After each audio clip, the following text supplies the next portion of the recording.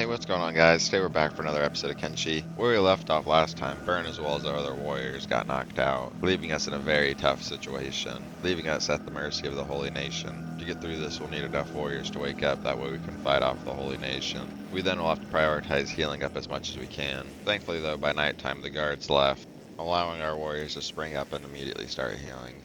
Additionally, we still need to rescue Tengu, who is captured by the Holy Nation and is currently being held prisoner in that military camp. Will we succeed in taking over this Holy Nation military camp, or will we remain stuck in the stalemate? If you're liking the content though, please remember to like, comment, subscribe, and let's get into it. Due to our injuries from the last video, we spend the majority of our time in the beginning resting up and healing up our injuries. However, given the position of our camp, we're right on the trail of a Holy Nation patrol, leading us to get attacked before we're able to properly recover our wounds. Thankfully though, this looks like a standard patrol that's majority Holy Sentinels and slaves, rather than the patrol we had in the last episode, which was highly consistent of High Paladins. We still do have one High Paladin to deal with in this patrol. Hopefully we can deal with him relatively easily without him taking out our entire army. We definitely learned our lesson though after this assault. Camp positioning is very important. That way we don't get constant raids attacking us. For now though, I'm just going to chop it up to some additional training. However, as we get into later fights, I'm going to want to try to avoid the additional patrols, because we're going to need our army at full strength for some of the tougher fights. At this point though, Tengu's probably starting to think we abandoned him. It's been several days since we've even stepped foot in the Holy Nation military camp. They've managed to hold us back very well, keeping us at a stalemate right outside of their camp. We'll even need to recover after this fight, prolonging our rescue of Tengu even more. At this point, I'm hoping that they just start transporting him over to Rebirth. That way we can intercept the patrol and get him back relatively easily. On the bright side though, it looks like our training has paid off. These patrols are starting to not be such a threat to us. We're able to take out the regular paladins fairly easily, leaving just the high paladin as our main threat. And at this point we can at least take out one due to our sheer numbers. The issue still is though just the reach of their weapon. They're able to hit many of our people very easily and with a single swing. Their armor is also vastly superior than ours. Each high paladin has high quality heavy plate armor, which is part of the reason why they're so tough to take out. However, that actually somewhat works in our favor. If they keep drip feeding us high paladins to fight, then eventually we'll be able to accumulate multiple sets of their armor. And if we can match the same quality of equipment that they're using, then that'll actually put us more on an even playing field.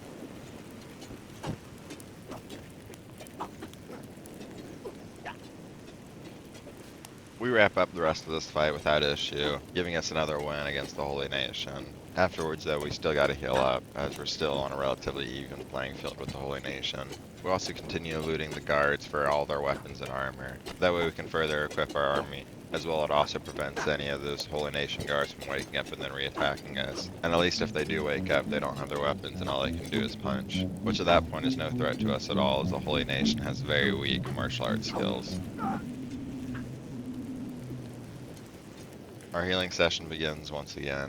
Hopefully we're able to actually fully restore our health before we get attacked again by another patrol. We're starting to lose confidence though in this assault. The Holy Nation has been ruthless, and we haven't been able to step foot inside of the military camp in days. Brute force might not be the solution here to get Tengu back. We might need to employ the use of a disguise. And we're surrounded by Holy Nation armor, which would make for a perfect disguise. The problem is though, anyone we send will be at a huge risk, and if that person's caught, they'll likely be killed on sight for trying to infiltrate the military camp. Nighttime comes and Hex decides to risk it to save Tengu. Out of all of our companions, Hex has spent the most time in a Holy Nation prison, so she knows how things work the best. This is a huge risk though, because the rest of our people are still healing. So if Hex runs into issues, she'll be on her own and won't have any backup to defend her. This might be our only opportunity to get Tengu for now though. This fight's been raging on for too long and we need every able-bodied warrior we can muster. We can't afford for Tengu to sit in jail indefinitely, and so we're risking it. So far so good though. Knock on wood, that was much easier than I expected. Hex was able to sneak in and out without being detected, and then it was able to just grab Tengu and walk straight out the front door. I'm amazed that they didn't raise the alarm, and it actually looked like a few of the people were heading off to their turrets to start firing on us, but it appears like they didn't do that. Perhaps that's to do with the fact that Hex was wearing a high paladin armor, so maybe she just outranks everyone else and they can't question her. However, the prison was actually their bunkhouse for their high paladin commanders, so we were really lucked out that we didn't wake anybody up and nobody caught on to us. And just like that, we were able to rescue Tengu. First thing we need to do is get him fed, as they've been starving him. As well, we also need to re-equip Tengu. While captured, the Holy Nation guards took his weapon and gear, so he's pretty bare bones right now. But now that Tengu's safe, we have no quarrels with hanging out here and recovering as long as we need to. And once we're ready, the siege will continue on the Holy Nation once again, and they no longer have any hostages to use leverage against us. It looks like a handful of the guards noticed that Tengu was missing though, and they immediately sent a patrol over to try to get him back. That was their mistake though, they should have alerted the Inquisitors to send an Inquisitor patrol towards us, but instead it's only about 5 paladins, which would be little threat to us at this point. But it does give Tengu the opportunity to get the revenge that he needed after being treated so poorly in the Holy Nation military camp. We are the freedom fighters, we're no longer slaves or prisoners, and we are going to put an end to the Holy Nation. They need to pay for their crimes and barbarism. These fights, though, are still continually wearing us down. We haven't had a full day to rest since we got here. I'm starting to fear that with the longer we stay here, the more of a target we're going to become. The Holy Nation clearly knows where our location is, and it's just a matter of time before they send wave after wave of Inquisitor towards us. And this is only the first Holy Nation military camp. They have several military camps spread across Ocarin's Pride. As well, they have one military camp called Ocarin's Shield, which is home to High Inquisitor Valentina, who will be one of our primary targets in this war. If we can't even successfully siege this one military camp though, we have no business dealing with Ocarin's Shield yet. By this morning, we're back to trying to heal once again. We're taking every opportunity we can to heal up as quickly and as much as we can. It's only a matter of time before the next Holy Nation attack. Hopefully we can heal up fully though before then. The main issue with these patrols are though that they're actually not directly coming from the military camp.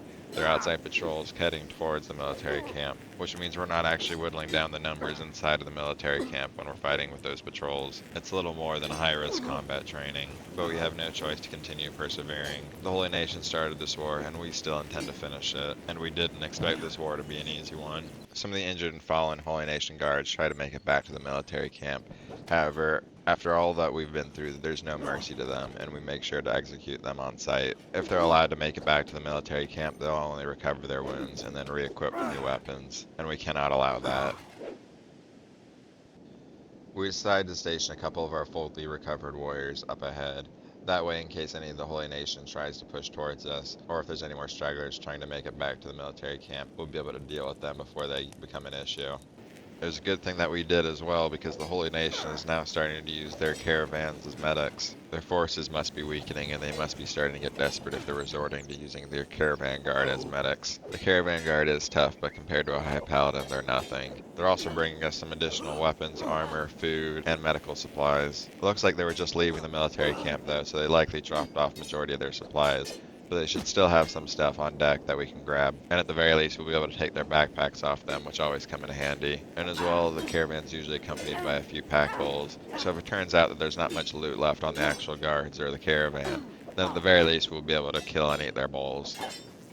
Surprisingly enough though, it doesn't look like the rest of the guards are going to immediately rush in to defend these first few guards that we're fighting. This works out for us though, I'm always down for an easier fight, but we still need to keep an eye on the military camp's gate. The caravan will be leaving soon enough, and we don't want to miss out on getting any of the supplies that they're carrying. However, the one downside about fighting this caravan though is that it looks like we would have had a very solid day to recover, but now we're being drug into once again another fight. At least this time though, the fight's manageable and we don't need all hands on deck. That way we can still leave half of our warriors to remain in the camp healing, making the most out of this time, getting some more training in, and healing our most critically injured at the same time. However, we still do need to get some prosthetics for a couple of our guys who have lost limbs since the war against the Holy Nation began. Ideally, I'd like to be able to craft the limbs, that way we'll always have some on deck. But I don't think we'll be able to do that anytime soon. We don't have nearly enough technology research for that. Wrapping this fight up though, this last caravan guard stands no chance against us. We outnumber him and outmatch him. He tries to call for the paladins, but he's wandered way too far away from the military camp for anyone to hear him. And after he's defeated, we go to loot the bodies and then right back to our healing session.